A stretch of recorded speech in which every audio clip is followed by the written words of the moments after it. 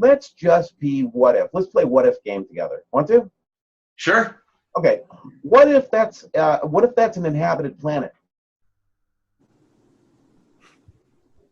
Well, I guess we know where all that activity is going from what we see from a lot of the ISS, from other footage.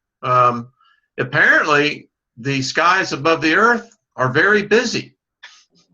Yes, and we've been hearing reports, and again, this is where like the guys like L.A. Marzulli and some of these other guys, they have a point of view on it. I have a point of view on it, maybe slightly different. Okay, so there are creatures that the Bible talks about. Now, let me bring the theology part back in here again. Especially in the book of Revelation, Wayne, where we see creatures that I've never seen before. Have you ever seen the little tiger, tank, scorpion creatures that the Bible talks about before? Have not and don't want to be honest with you. Right. How about you, Jake? You ever see one of those stingy with bugs with a face on it? No. So one of the questions I wanted to ask is it possible that we get close enough to one of these planets or bodies that there would be some transference of biological life through, say, the water vapor cloud or some other way? Is that possible? Well, listen, if you take that thought is nothing more than electrical impulse, right? Right. The whole reason why, back in the late 90s, that all the metropolitan areas were being wired for fiber. Why? Is that we learned that, you could send data over light. Well, so you look at it as a biological substance. Can that be transferred over light?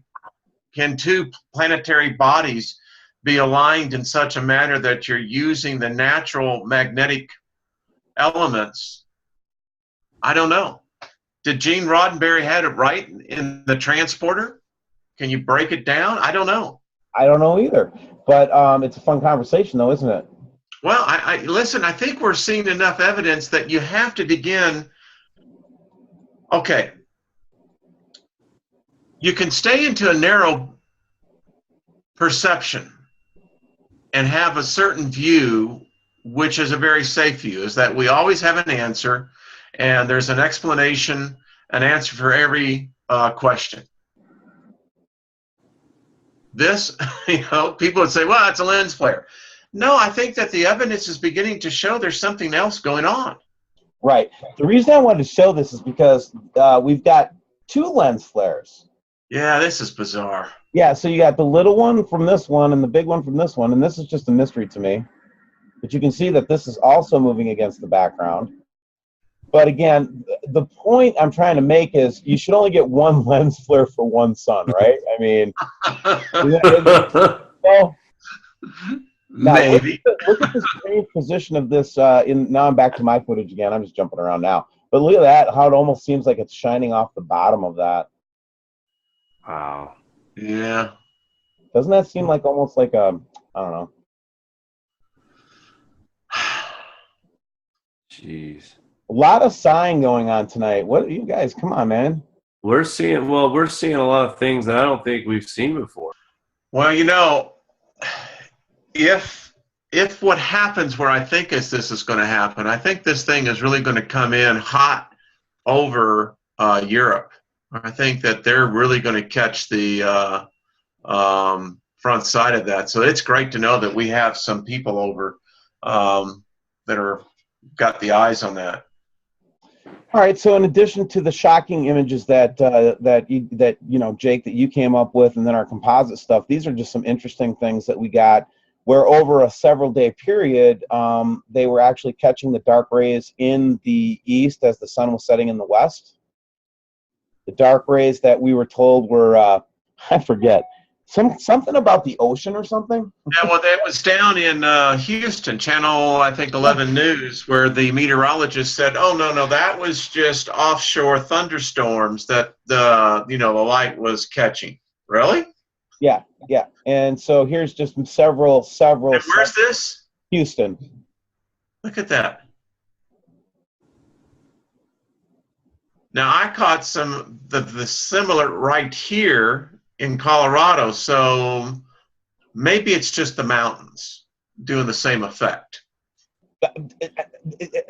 All I'm telling you is that it indicates that there's a light source coming from the other What? What? I know, right? Did you hear that? Jake, did you hear that? Oh yeah, I did. That was Getting, wild. getting some Adderall. Is this the one, the 10th, the star, man? This one? That's close. That's not the one, but that's kind of what it was doing when I had it zoomed in on the iPad here. It was rotating and kind of moving like that. Absolutely. So that's kind of what you were trying to tell us. Yeah. Okay, got it. Yeah.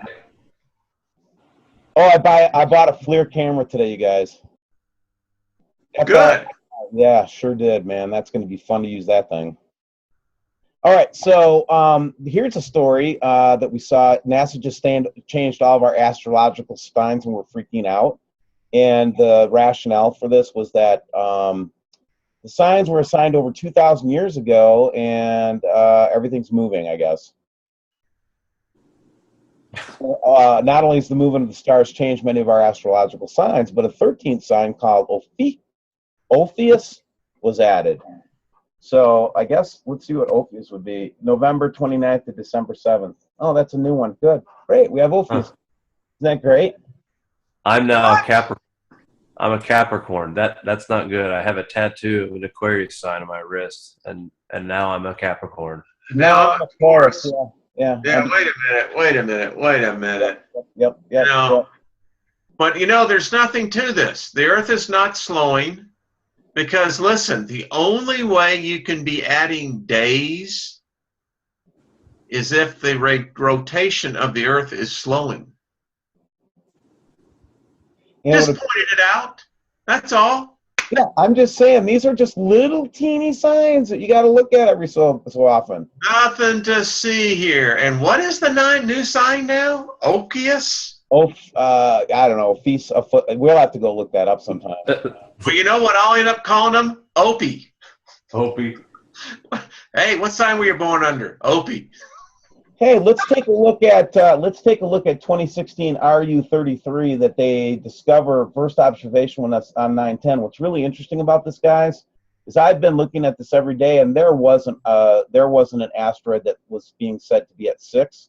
So they were 6 lunar distances. So that was a pretty close call right there. Not really close. 1.5 million miles. That's close. It is. Anything that's on this list is close, quite frankly. Yeah. But again, here we go again, 2016. That means we discovered these in 2016, guys. That's what that means. Now, of course, their capabilities have increased, so you have to give them props for the improvements that they've made to our Near-Earth Object Program, and I give them kudos, man. Well, so listen, I still believe this is what's happened, and it's just me. I think that when this system entered in out of the Kuiper Belt and began to influence our solar system, I think that actually started back in about 2000. What's happened since then is that I think that this thing is sending forth, whether it's the moons, whether it's planets. And what's happened is that it's now gone through the asteroid belt. And so now you've got a freaking wild billiard ball going through there. And Steve, to the point what you're showing, I think that this is increasing the amount of debris that we're coming into on top of this system. All right, so this is from one of my great subscribers, Kaylee, and she basically went through, and she's been tracking this for a long time. So here's the note. Steve, I went out on a limb earlier this week and predicted this blood moon. Every month it changes to blood when it sets at a certain location, 6 months in a row. There is no excuse for people not to be awake. Sign after sign after sign. My friends and family call me the blood moon lady now, LOL. If I can predict it, there's something to it. New Mexico today, and we had another blood moon today yesterday in Mexico. And she's predicting 6 months in a row on the full moons, and she's got one every time. I mean, there's only a couple of reasons for that. There's either forest fires and smoke in the area, which to have that happening 6 months in a row, doubtful. The other thing, as we know, is Professor C has already pointed out. The other one is the light spectrum and what's causing that. Now, this next one I'm going to show, I want to try to show it without showing these are hard to see. I'll read the caption with it, okay? So I'll magnify him later, Well, yeah. I'll try to blow them up right now. How's that? Oh my God! Yeah. So basically, she's making these observations from around Germany, okay?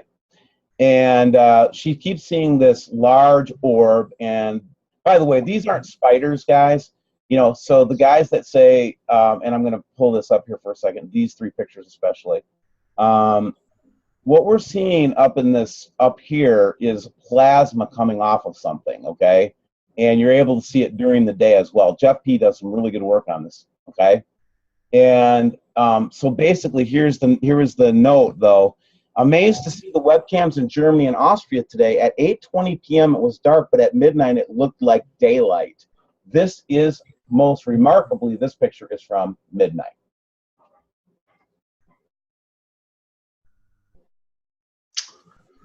On the Wait. That's midnight? Yes. Okay, so the question becomes, all right, guys, we just have to just lay it out here. Before we get away from that, Steve, it's very concerning because what we're saying is that at midnight it is as bright as, well, it looks to me to be pretty much midday. Or it could be the way the camera's reacting to ultraviolet and or IR light as well.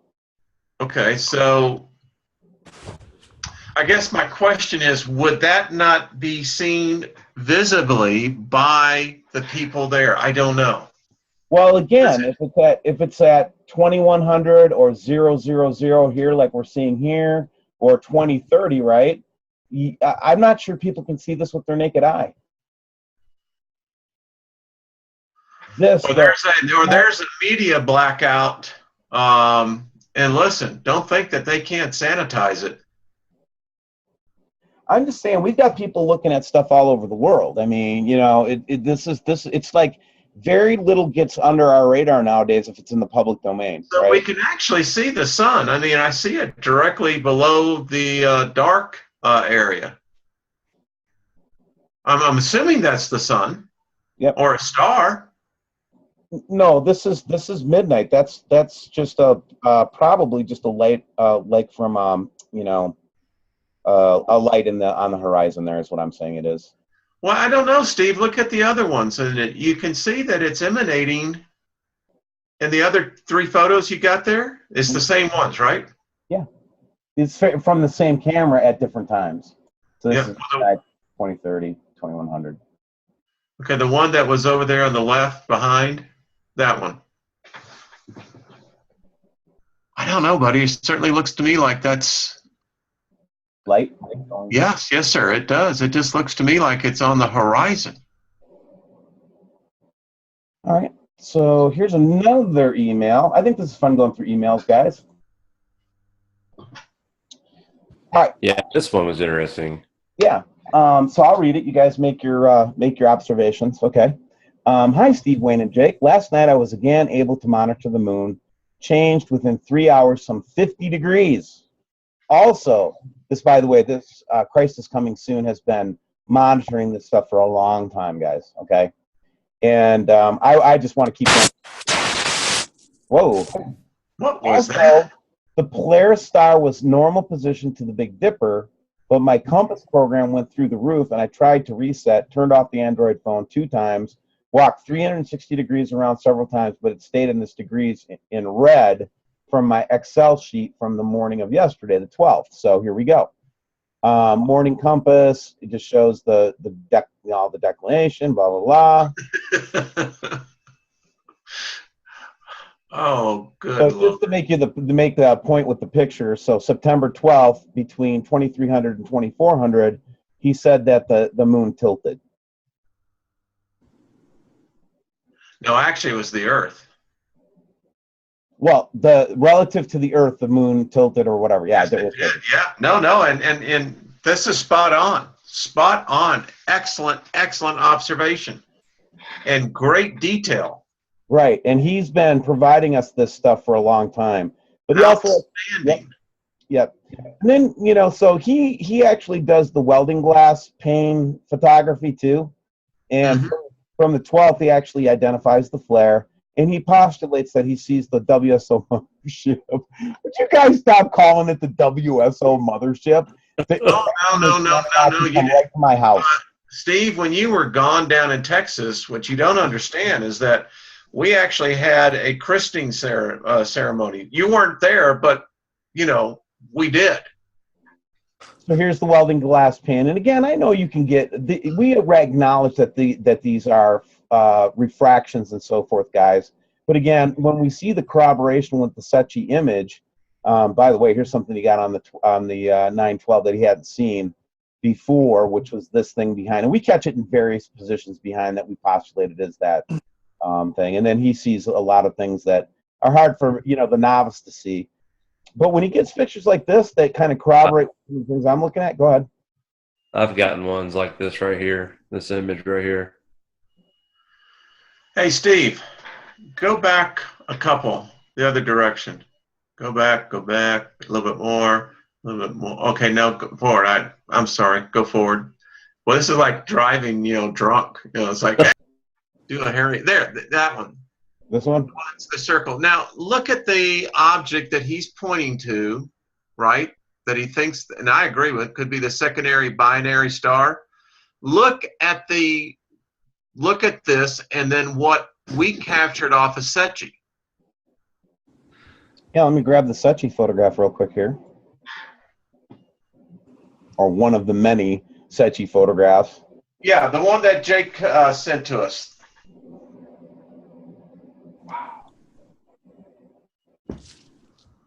Now, I'm not saying that is the case, but, a lot of times you have to look at patterns, whether they're small.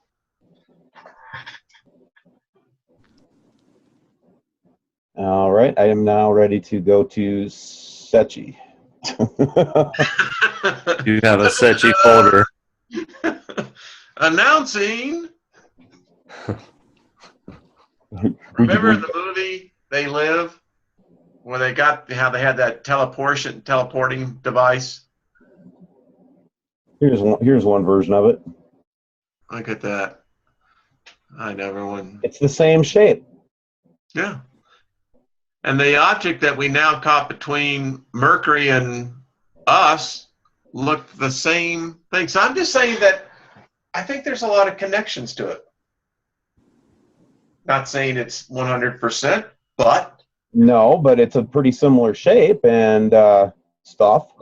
And it's in the same place where we're seeing all these different things, like the little, dot that we saw. And I gotta pull up Jake's image again, man, because it's just too damn cool.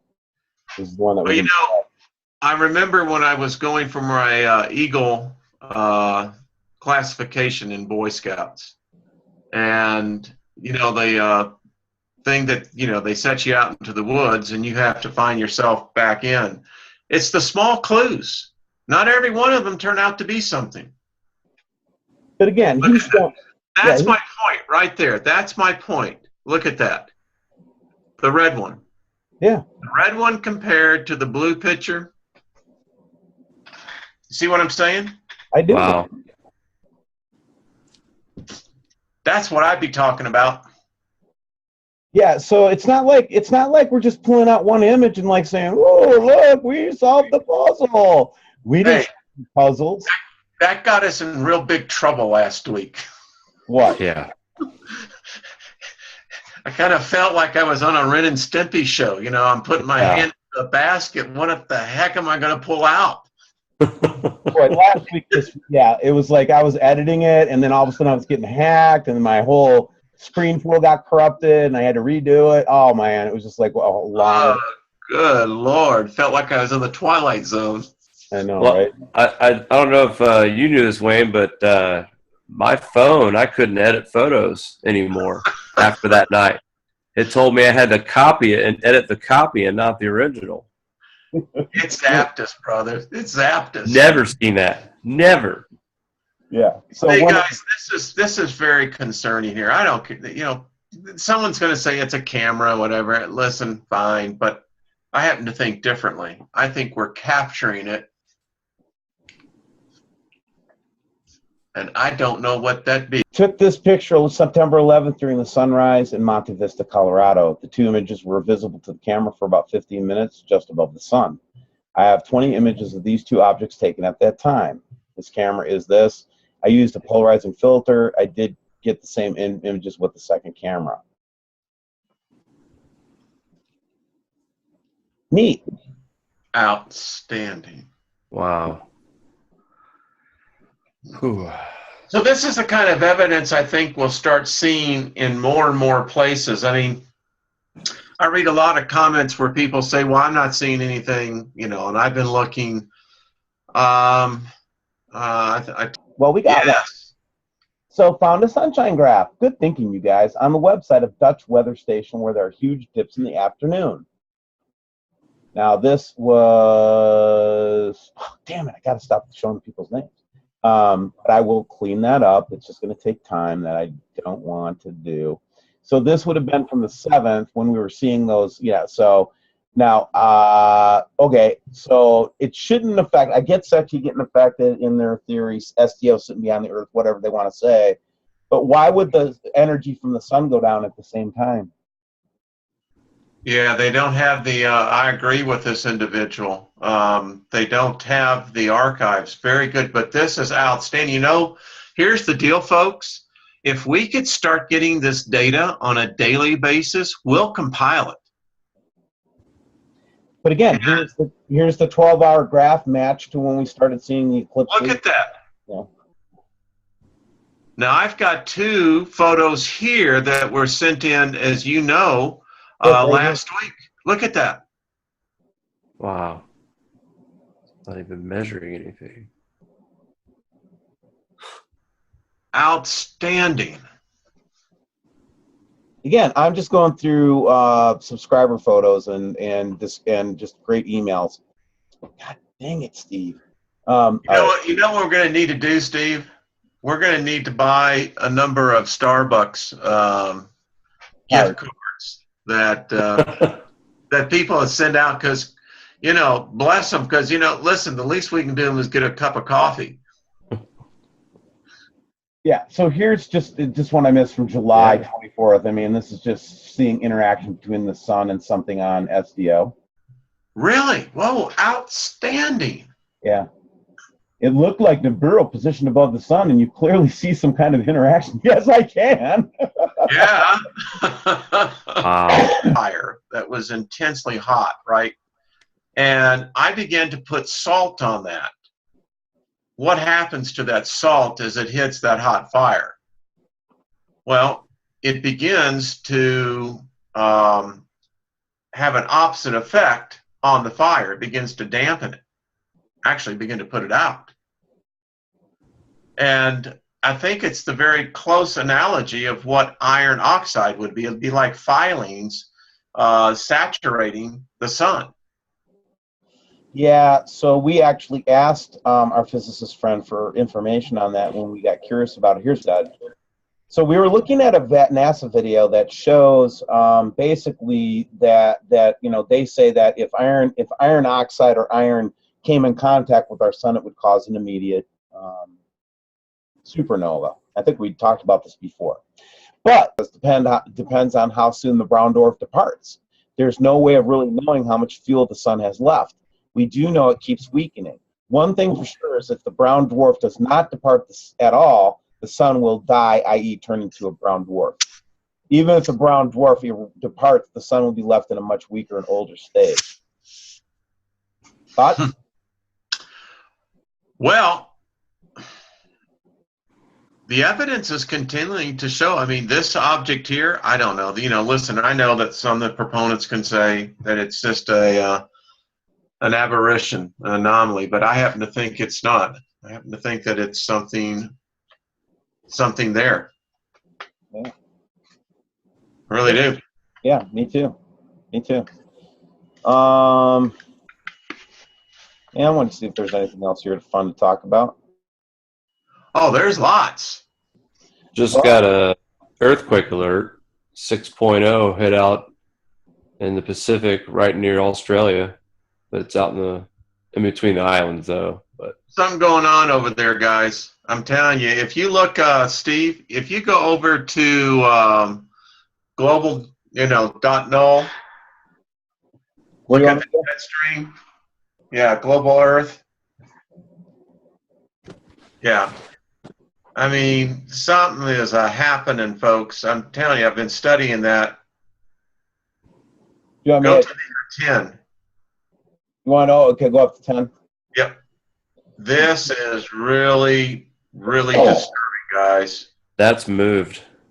It's moved and it's increasing. Now, if you go from the equatorial view, Steve,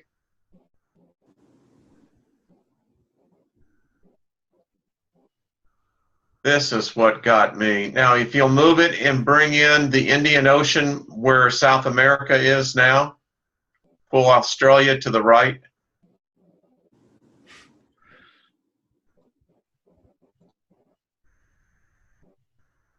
$416. Oh, crying out Yeah, loud. I mean, actually, there you go. Actually, pull that over. Pull that all over to the right. There you go. Continue, go right. There you go. Continue a little bit more. There you go. There. Now stop right there, because I'm telling you guys, there's something going on in this whole area in the southern Indian Ocean. And this storm is, Jake, as you and Steve, we've been following now, it's re-intensifying. And it has got the jet stream at the 10 millibar level completely screwed up. Look at this. Right by South America, in Chile and Argentina, look what it's doing. It breached the north and the south. And that's a breach.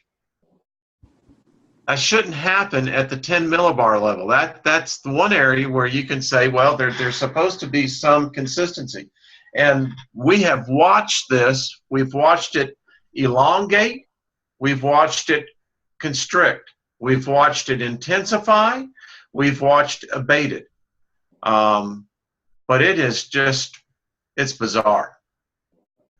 Yeah, and again, the normal thing is we should see a flow, opposite flow, top hemisphere of the Earth flowing opposite to the other one. There should be a little bit more jet stream but I mean, it shouldn't be out of balance to this level according to what our meteorologist taught us, right? So we're only going off what that guy said, but I know for a fact that this isn't supposed to be happening.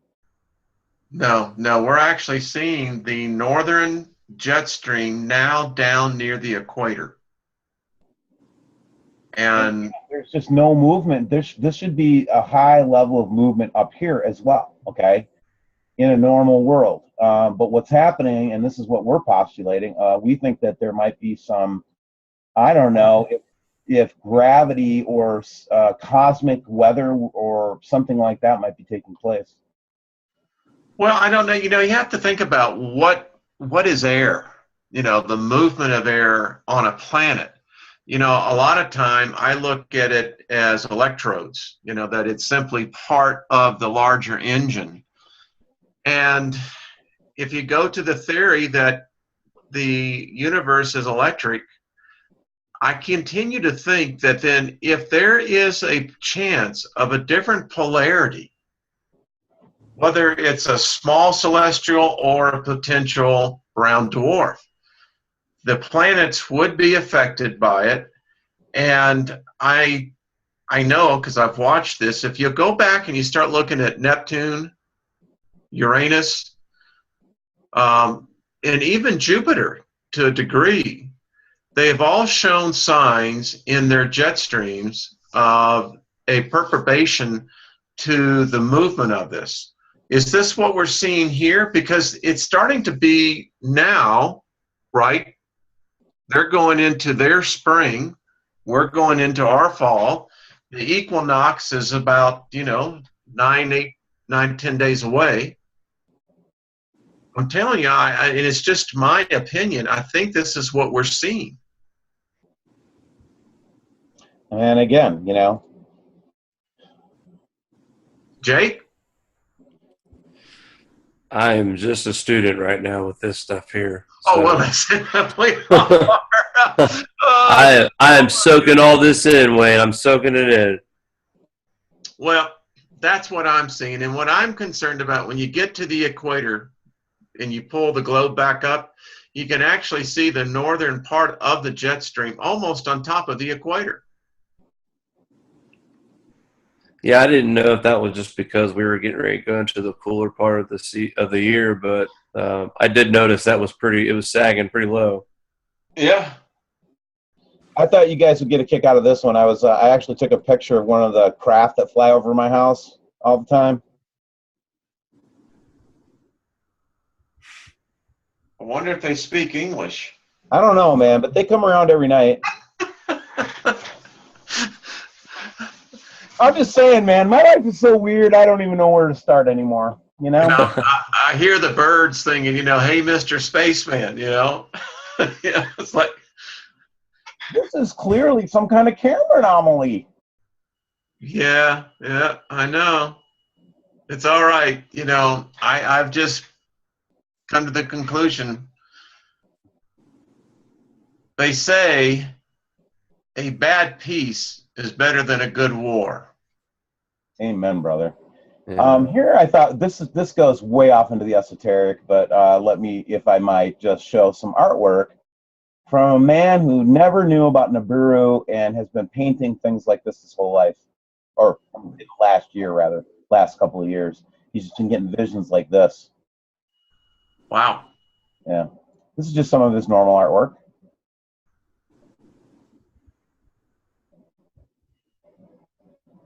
Wow. Yeah.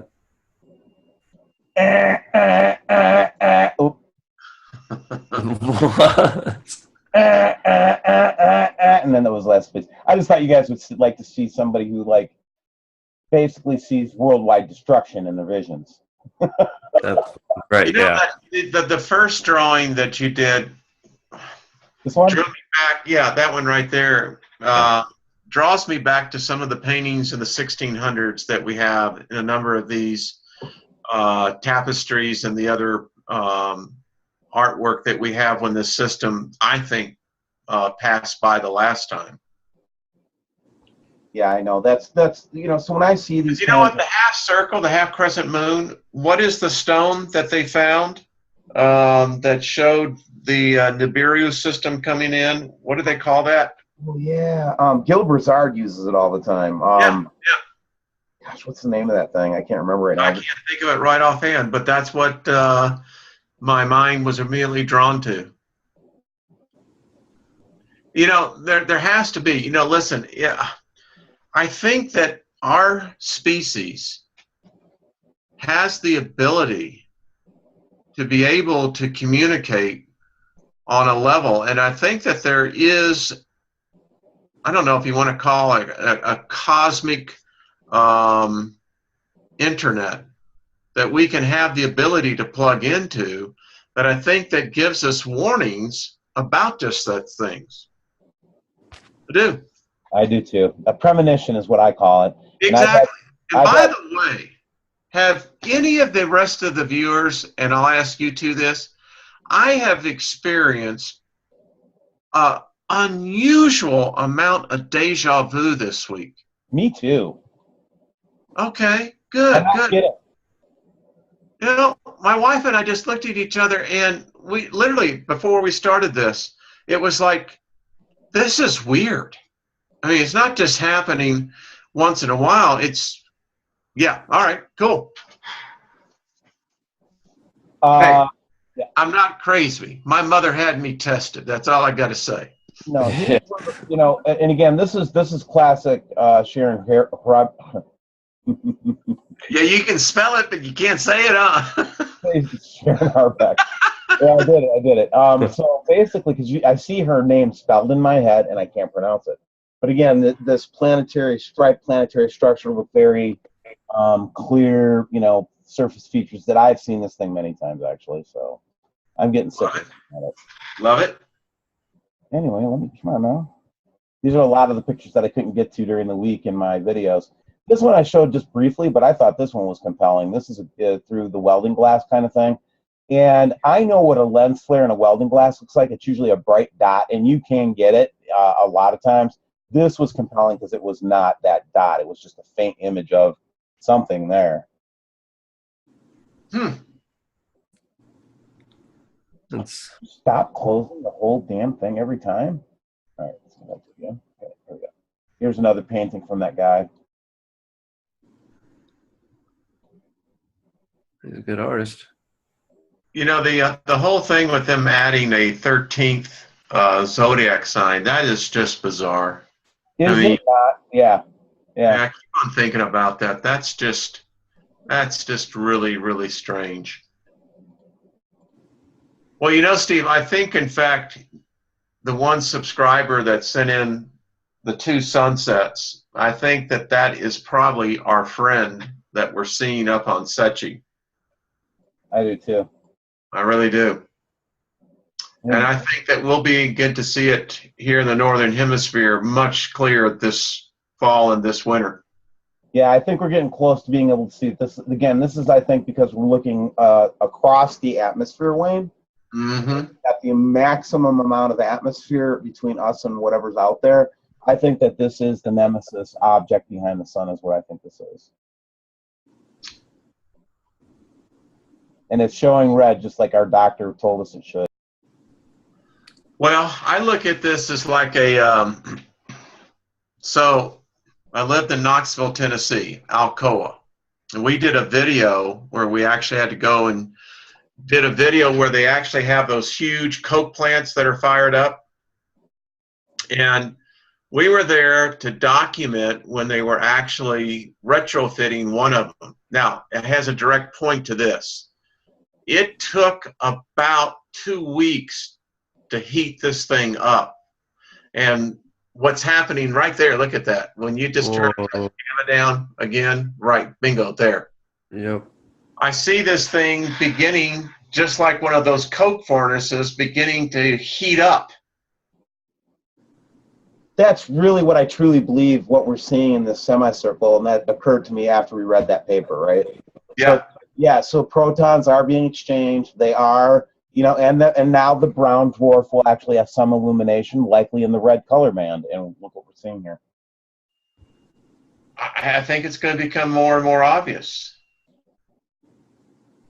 I mean, I'm telling you, that Sept photo and the fact that the way it looked and the way it came in, bizarre.